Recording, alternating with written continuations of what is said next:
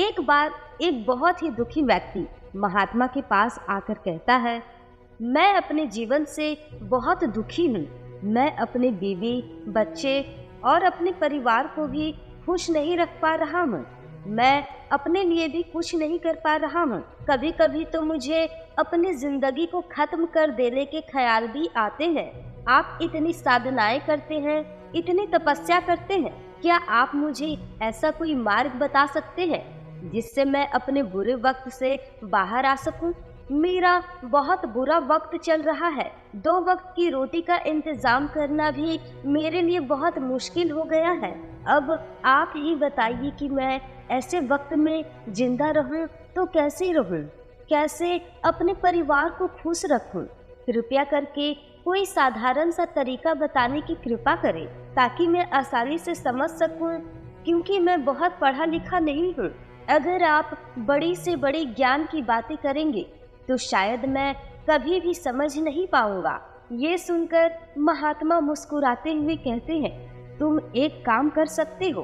फिर महात्मा ने सामने की ओर इशारा करते हुए कहा कि उस ऊंची पहाड़ी पर एक मंदिर है और उस मंदिर के पास एक चींटियों का घर है जहाँ पर हजारों चींटियां रहती है। तुम्हें सुनने में बड़ा अजीब लगेगा, लेकिन वो चींटियां उस मंदिर के जमीन को खराब कर देती है, उस मिट्टी के उपजाऊ शक्ति को खत्म कर देती है, जिसके कारण वहाँ पर कोई भी पेड़ नहीं लगता या कोई घास नहीं पनपता। तुम मेरा एक काम करो, उसके बाद मैं तुम्हें तुम्हारे सारे सवालों के जवाब दूंगा। तुम 7 दिन तक रोज उस पहाड़ी पर जाओ और उस चींटियों के घर को तहस नहस कर दो, उसे तोड़ दो। जब भी तुम्हें कोई चींटियों का घर दिखे मंदिर के आसपास तो उसे वहीं पर तहस नहस कर देना। लेकिन याद रहे, घर को तोड़ने में कोई भी चींटियां मरनी नहीं चाहिए। इस बात को समझने का प्रयास करते हुए वो युवक वहां से चला गया। शायद उसको समझ में नहीं आ रहा था कि महात्मा जी ऐसा क्यों करवा रही है। वो तो उन चींटियों पर अन्याय कर रहे हैं, उनका घर तोड़वा रही है, उन्हें नुकसान पहुंचा रही है। आखिर कौन महात्मा ऐसा करेगा? लेकिन फिर भी उस महात्मा की बात को मानते हुए वो अगले दिन से ही पहाड़ी पर जाना शुरू कर देता है। जब वो पहले दिन उस पहाड़ी पर पहुंचता है तो देखता है कि बहुत सारी चींटियां अपना खाना जुटाने में लगी हुई है। सारी चींटियां कतार से चल रही हैं और अनाज के छोटे छोटे कण उठाकर अपने घर में जमा कर रही है। ये देखकर पहले तो उस युवक का मन कमजोर पड़ गया। उसने सोचा कि ये इतनी मेहनत करके अपना घर भर रही हैं और मैं इनका घर तोड़ दूं तो उनको कितना बुरा लगेगा। लेकिन फिर उसने उस महात्मा की बात को याद करते हुए उस घर को तोड़ना शुरू कर दिया। जल्द ही चींटियों में हाहाकार मच गया। वे इधर उधर दौड़ने लगी। अभी तक जो कतार में चल रही थी अब वो बिखर गई और इधर उधर अपनी जान बचाने के लिए भागने लगी। थोड़ी देर में उनका घर टूट गया और सारी चींटियां इधर उधर छुपने के लिए भाग चुकी थी। वो युवक दुखी मन से वापस अपने घर लौट आया। उसका मन परेशान था, दुखी था, पश्चाताप से भरा हुआ था। फिर उसने अपने बिस्तर पर रात में लेटे लेटे सोचा कि अब तो उन चींटियों का घर तबाह हो चुका है। अब वहाँ वापस जाने का क्या फायदा होगा, क्योंकि चींटियों का घर तहस नहस करने के लिए महात्मा जी ने कहा था, जो कि मैं कर चुका हूँ। लेकिन फिर कुछ सोचकर अगले दिन फिर से उसने वहाँ पर जाने का निश्चय किया और अगले दिन सुबह उठकर वो वापस उसी पहाड़ी पर पहुँच जाता है। पहाड़ी पर पहुंचकर वो उसी जगह पर पहुंचता है जहां पिछले सुबह उसने उस घर को तहस नहस कर दिया था। लेकिन वो ये देखकर चौंक जाता है कि उन चींटियों ने फिर से उसी जगह पर अपना घर बना लिया था और अब वो फिर से अपने घर के लिए सामान इकट्ठा करने में जुटी हुई थी। उस आदमी को देखकर लगा कि ये चींटियां कितनी मूर्ख है। इसको पता है कि कल ही इनका घर इसी जगह पर तबाह किया गया था और उसी जगह पर उन्होंने एक नया घर बना लिया। और ये सोचकर वो आदमी हंसने लगा। लेकिन ये महात्मा की बात याद करते हुए उसने उन चींटियों का घर फिर से तबाह करना शुरू कर दिया। फिर से उन चींटियों में हलचल मच गई और वो थोड़ी ही देर में वो चींटियां इधर उधर अपनी जान बचाने के लिए भागने लगी। कुछ ही देर में उनका घर फिर से नष्ट हो गया और वो युवक थोड़ा संतोष भाव से कि इस बार तो उस घर को अच्छी तरह से तबाह कर दिया गया है, अब तो वो चींटियां यहाँ पर घर बना ही नहीं पाएगी।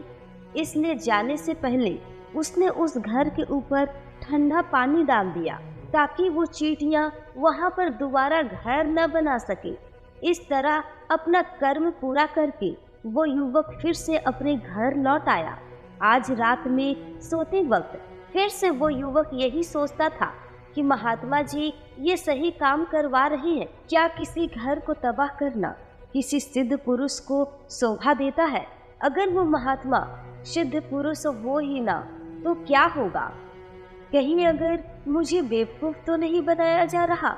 लेकिन फिर उसने निश्चय किया कि मैं पहले अपने काम को पूरा कर लेता हूँ, उसके बाद ही पता चलेगा कि महात्मा मुझसे ऐसा क्यों करवा रही है।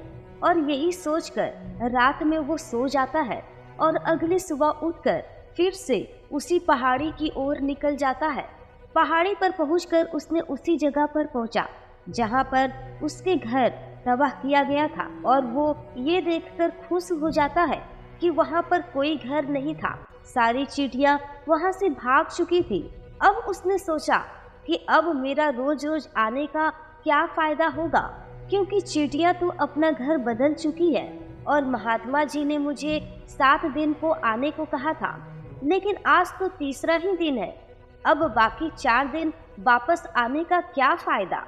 और यही सोचकर उसने निश्चय किया कि यहाँ से वो सीधा महात्मा जी के पास जाएगा और उनको ये सारी खबर बता देगा। जब वो वापस मुड़ के उन पहाड़ी से उस महात्मा की कुटिया की तरफ जाने लगा, तभी अचानक उसकी नज़र एक घर पर पड़ी जो चींटियों का ही बनाया हुआ था। मतलब कि वो चींटियों ने ही बनाया था और अब वो चींटियां एक नए घर में वापस आ चुकी थी। ये नया घर उनके पुराने घर से थोड़ी ही दूरी पर था और जब उस युवक की नज़र उस घर पर पड़ी तो उसने सोचा कि शायद महात्मा को पता था कि ये चींटियां अपना घर यहाँ से बदलकर किसी दूसरी जगह पर बना लेगी, इसलिए उन्होंने मुझे 7 दिन बाद आने को कहा था। और ये विचार करके वो उनका नया घर तोड़ने के लिए पहुँच जाता है। जब वो वहाँ पर पहुँचा तो चींटियां उसी तरह अपने कार्य में लगी हुई थी। वो अपने लिए खाना इकट्ठा कर रही थी और अपने घर में जमा कर रही थी। जब पुराना घर टूटा था वहाँ भी अनाज के कण बचे हुए थे और चींटियां वहाँ से भी अनाज इकट्ठा करके वापस अपने नए घर में ला रही थी। अब यहाँ फिर से युवक का मन थोड़ा कमजोर पड़ गया, क्योंकि वो खुद भी कमजोर था, खुद भी वक्त का मारा हुआ था। इसलिए उसके मन में उन चींटियों के प्रति दया का भाव उमड़ रहा था। उसके ऊपर उसे दया आ रही थी। वो चाहता था कि उसकी मदद करे, लेकिन उल्टा उसको नुकसान पहुंचा रहा था। लेकिन उस महात्मा की बात को याद करते हुए उसने फिर से उस घर को तोड़ने का निश्चय कर दिया और उसने इस बार बड़ी ही सावधानी के साथ बिना किसी चींटी को नुकसान पहुंचाए वो घर तबाह करना शुरू कर देता है। वक्त थोड़ा ज्यादा लगा, क्योंकि किसी भी चींटी को नुकसान पहुंचाने वाली शर्त महात्मा ने पहले ही रखी थी, इसलिए उसको बड़ी ही सावधानी के साथ उन घरों को तबाह कर रहा था। लेकिन आखिरकार उस घर को भी तबाह कर ही दिया और उस घर को तबाह करने के बाद वो बड़े ही दुखी मन से, इस बार वो पहले ही दुखी था क्योंकि उसने उनका नया घर भी तोड़ दिया था। वो उन चींटियों को बसने नहीं दे रहा था। अब वो अपने आप को शैतान या दानव समझने लगा था, लेकिन फिर भी उस महात्मा की बात को मानते हुए वो अपने घर दुखी मन से वापस चला गया। रात में सोने से पहले एक बार फिर से उसने सोचा कि मैं कितना बड़ा शैतान हूँ, कितना बड़ा दानव हूँ। पुराना घर तो छोड़ो, मैं उन चींटियों को कहीं भी बसने के लिए जगह नहीं दे रहा हूँ। वो चींटियाँ मेरे बारे में क्या सोचती होगी? वो कितना बड़ा दानव होगा। उस परमात्मा को जो मेरे द्वारा करवा रहा है। लेकिन फिर भी उसने अगले दिन जाने का निश्चय किया और अगले दिन सुबह सुबह वो वहाँ पर पहुँच गया। वो ये देखकर फिर से आश्चर्यचकित हो जाता है कि इस बार चींटियों ने एक और नई जगह अपना घर बना लिया है। वो तो पहले से भी ज्यादा ऊर्जा के साथ काम कर रही थी और उन्होंने एक रात में पहले से भी बड़ा घर बना लिया था और अब वो फिर से अपना अनाज और खाना इकट्ठा करने में जुटी हुई थी। ये देखकर उस आदमी को लगा कि ये चींटियां किस मिट्टी की बनी हुई है। मैं उनको बार बार यहाँ से भगाने की कोशिश करता हूँ और ये वहीं पर अपना घर बना लेती है। क्या इनको पता नहीं है कि मैं यहाँ पर इनको बसने नहीं दूंगा? ये चींटी है, दिखने में इतनी छोटी है, लेकिन फिर भी ये मुझसे हार नहीं मान रही है। बड़ी ताज्जुब की बात है। और इस बार उसने गुस्से में उस घर को तहस नहस करना शुरू कर देता है। लेकिन इस बार तहस नहस करते हुए कुछ चींटियां मर गई, उनके पैरों तले कुचल दी गई। कुचलने के बाद जब वो अपने अहंकार से बाहर आया, उसने देखा कि गुस्से में उसने उन चींटियों को कितनी क्षति पहुंचा दी है। उनका मन पश्चाताप से भरा हुआ था और वो रोता हुआ अपने घर की ओर बढ़ रहा था। रात में सोते वक्त उसने सोचा कि मैं उन चींटियों पर बहुत ज्यादा अत्याचार कर रहा हूँ। अब इससे ज्यादा अत्याचार मैं नहीं कर पाऊंगा। और यही सोचकर अगले दिन उन चींटियों के लिए अपने घर से थोड़ा सा आटा लेकर आया। उसी पहाड़ी पर पहुंच जाता है। आज उसके मन में उन चींटियों के प्रति श्रद्धा का भाव था, दया का भाव था। आज वो उनकी मदद करना चाहता था। और जब वो वहां पर पहुंचा तो चींटियां फिर से अपने घर को बनाने में लगी हुई थी।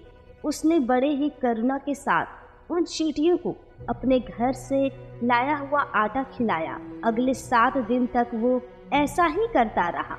वो हर रोज सुबह वहां पर जाता था, उन चींटियों को अपने हाथों से आटा खिलाता था।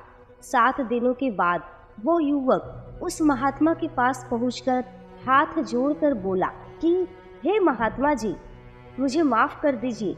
मैं उन चींटियों का घर तबाह करने की बहुत कोशिश की, लेकिन मैं उनका घर तबाह नहीं कर पाया। एक बार नहीं, मैंने उनका घर 4 बार तबाह किया। उसके बाद मैं हिम्मत नहीं कर पाया, उनके घर को तोड़ नहीं पाया। मैं समझ सकता हूँ कि मैं आपका काम पूरा नहीं किया और इसके बदले आप मुझे तरीका भी नहीं बताएंगे जो कि मुझे मेरे बुरे समय से बाहर निकाल सकता है। लेकिन मुझे इसका कोई परवाह नहीं है। मुझे लगता है कि जो मैंने किया वो सही किया, इसलिए मैं आपसे आज्ञा लेकर वापस जाता हूँ। कृपया मुझे वापस अपने घर जाने की आज्ञा दीजिए। ये सुनकर महात्मा ने मुस्कुराते हुए कहा कि अरे बेटा, कहाँ चल दिए? रुको तो सही, जलपान तो कर लो, थोड़ी देर ठहर जाओ, उसके बाद चले जाना। ये कहकर वो महात्मा उस युवक के लिए पानी लेकर आते हैं। पानी पिलाने के बाद महात्मा उस युवक से पूछते हैं, तुम मुझे ये बताओ कि आखिर तुम उन चींटियों का घर तबाह क्यों नहीं कर सके? वो चींटियां तो छोटी है और तुम इतने विशालकाय हो, फिर भी तुम उन चींटियों के छोटे छोटे घर को तबाह नहीं कर पाए। कहाँ है तुम्हारी शक्ति, तुम्हारा बाहुबल? इसका जवाब देते हुए उस युवक ने कहा, हे महात्मा, मैं उन चींटियों का घर तबाह कर दिया था, बार बार किया था। एक बार तो अपने गुस्से में उन चींटियों को भी हानि पहुंचा दी थी, लेकिन जिस दिन मैंने उनको हानि पहुंचाई उसी दिन मुझे लगा कि मैं उनको क्यों हानि पहुंचा रहा हूँ, क्यों उनको इतनी तकलीफ दे रहा हूँ। और उसी दिन से मैंने उनको क्षति पहुंचाने की बजाय, उनका नुकसान पहुंचाने की बजाय उनकी सहायता करनी शुरू कर दी। ये सुनकर महात्मा ने कहा, यही तो सीखने की बात है। एक छोटी सी चींटी हमें जीवन का संदेश देती है। मैंने तुम्हें उन चींटियों का घर तबाह करने के लिए नहीं भेजा था, मैंने तुम्हें भेजा था ताकि तुम उन चींटियों से कुछ सीख सको। तुम्हें क्या सीख मिली उन चींटियों से, क्या मुझे बता सकते हो? ये सुनकर उस युवक ने पूरी कहानी बयां कर दी। पूरी कहानी सुनने के बाद महात्मा मुस्कुराते हुए कहते हैं, हे बेटा, पहली सीख जो उन चींटियों से ली जा सकती है कि ये थी कि तुमने कितनी बार उनके घर को तोड़ने की कोशिश की, कितनी बार प्रयास किया कि उनके घर तबाह हो जाए, लेकिन वो हर बार अपना नया घर बना लेती थी। उन्होंने कभी भी हार नहीं मानी। अगर वो हार मान लेती तो वो चींटियां तुम्हें वहाँ नहीं मिलती। जीवन कार्यशीलता का नाम है, लेकिन हम मनुष्य एक दो बार प्रयास करने के बाद हार मान लेते हैं, हताश हो जाते हैं और फिर जीवन में प्रयास नहीं करते। और कुछ लोग तो अपनी जिंदगी को खत्म करने को उतारू हो जाते हैं। लेकिन जानवरों से तुमने एक बात जरूर सीखी होगी कि वो अपना जीवन खुद से कभी खत्म नहीं करते हैं। तुमने कभी नहीं सुना होगा कि किसी जानवर ने आत्महत्या कर ली, चाहे वो जानवर कितना भी दुखी क्यों ना हो, अपने जीवन के लिए हमेशा संघर्ष करता रहता है। लेकिन वहीं दूसरी तरफ हम मनुष्य एक दो बार हताश होने पर ही अपना जीवन खत्म कर लेते हैं। जीवन तो कर्मशीलता है, कर्म करने का नाम है। जीवन और मृत्यु आखिर विश्राम है, परम विश्राम है। इसलिए मृत्यु से पहले कर्म करना मत छोड़ो, क्योंकि मृत्यु के बाद तो तुम परम विश्राम करने चले जाओगे। तो उससे पहले कर्म करना क्यों छोड़ रहे हो, क्यों हताश हो रहे हो? अगर तुम्हारा एक घर टूट गया है तो दूसरा घर बनाने का प्रयास करो, कोशिश करो, और कोशिश करने वाले ही आगे जाकर सफल होती हैं। ये तुम उन चींटियों को देख चुके हो। देखने में तुमसे कितनी छोटी है वो चींटियां और तुम कितने बड़े हो, लेकिन उनका मन तुम्हारा मन से कितना बड़ा है, कितना विशाल है, इतना दृढ़ संकल्प है कि इतनी बार घर टूटने के बाद भी चींटियों ने कभी हार नहीं मानी। दूसरी सीख ये है कि हमारा बुरा समय आता है, हमें लगता है कि ये समय कभी नहीं जाएगा, ये समय मेरे जीवन को बर्बाद कर देगा, मुझे कभी नहीं जीने देगा। और अपने इन्हीं ख्यालों से, अपने इन्हीं विचारों से, जिनका असलियत में कोई भी अस्तित्व नहीं है, वो सिर्फ विचार है, और वही विचार हमारे मन को दुखी कर देता है और इसलिए हम प्रयास करना भी छोड़ देते हैं। लेकिन तुम खुद सोचो कि बार बार प्रकृति हमें क्षति पहुंचाएगी, नुकसान पहुंचाएगी, लेकिन कब तक पहुंचाएगी? अगर हम बार बार फिर से उठ के फिर से नया प्रयास करते रहेंगे तो प्रकृति भी हमारे सामने घुटने टेक देगी और वो भी एक दिन हमारे ऊपर दयावान हो जाएगी, कृपालु हो जाएगी, और वो हमें सब कुछ देने लग जाएगी जिसकी कभी हमने कामना भी नहीं की थी। तुमने खुद देखा कि तुम उन चींटियों को तबाह करने पहुंचे थे, लेकिन बाद में तुम ही चींटियों को अनाज और आटा देने लग गए, तुम ही उन पर कृपालु हो गए। क्यों हुआ? क्योंकि तुमने देखा कि वो चींटियां हार नहीं मान रही थी। इसी तरह अगर तुम भी अपने जीवन में कभी हार नहीं मानोगे तो एक ना एक दिन ये प्रकृति तुम्हें सब कुछ दे देगी जो तुम अपने जीवन में पाना चाहते हो। इसलिए दो सीख याद रखना, कर्मशीलता कार्य करते जाना, और दूसरी की एक ना एक दिन प्रकृति तुम्हारी उस कर्म का परिणाम जरूर देगी। दोस्तों, मैं आशा करती हूँ कि आपको इस वीडियो से काफ़ी कुछ सीखने को मिलेगा। तो मिलते हैं अगले वीडियो में। धन्यवाद।